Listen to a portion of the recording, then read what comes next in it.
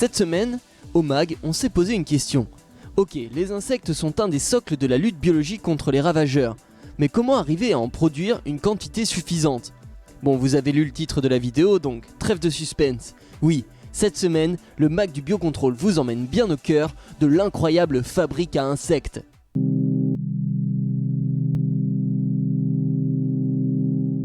C'est sur une dizaine de milliers de mètres carrés, dans la Drôme, que sont élevés ces prédateurs sur le site de Bioline Agrosciences. Chaque salle de cette usine bénéficie des conditions d'humidité, de température, de luminosité et de ventilation adaptées aux besoins qu'auront les insectes à différents stades de leur développement.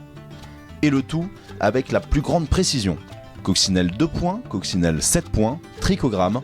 Derrière ces têtes d'affiche bien connues des agriculteurs, d'autres insectes moins dans la lumière font également l'objet de tous les soins. Nous sommes ici dans l'atelier d'élevage des Macrolophus pygmeus. Ce sont des petits insectes qui servent à lutter contre différents ravageurs, comme par exemple des ravageurs qu'on peut trouver sur la tomate, Tuta absoluta, les alerodes et autres.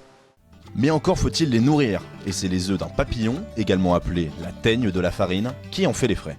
On est ici face à des boîtes d'élevage dans lesquelles les Macrolophus sont sous des stades assez développés.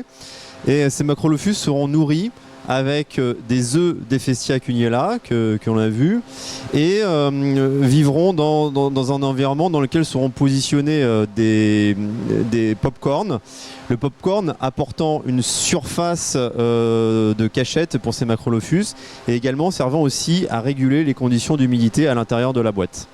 Reste une question, mais comment faire pour arriver à obtenir des insectes à maturité à partir du mois de mars afin qu'ils soient directement efficaces sur les cultures ? Nous sommes maintenant dans une salle dans laquelle nous élevons des coccinelles. Alors on est des éleveurs un petit peu particuliers, contrairement aux éleveurs de bétail. C'est que nos insectes ne sont pas nécessaires toute l'année pour les agriculteurs ou pour les jardiniers amateurs.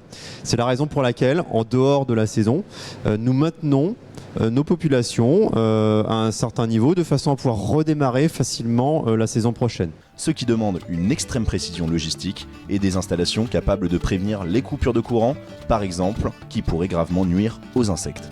Une fois les insectes fin prêts, ils sont ensuite encapsulés ou mis en bouteille, puis direction les champs.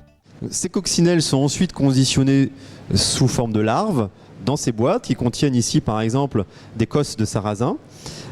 Et ces boîtes seront envoyées aux agriculteurs qui, à réception, n'auront plus qu'à ouvrir cette boîte, aller verser doucement son contenu à l'intérieur de petites boîtes de lâcher qui sont positionnées dans les cultures et à laisser faire la nature puisque les coccinelles vont ensuite coloniser l'espace et aller se nourrir des larves de pucerons ou des pucerons qui seront présentes et faire baisser efficacement la pression du ravageur dans la culture.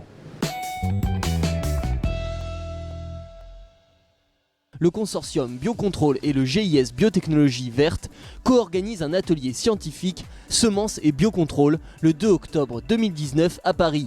Et c'est gratuit. Des conférences et ateliers participatifs sont notamment au programme.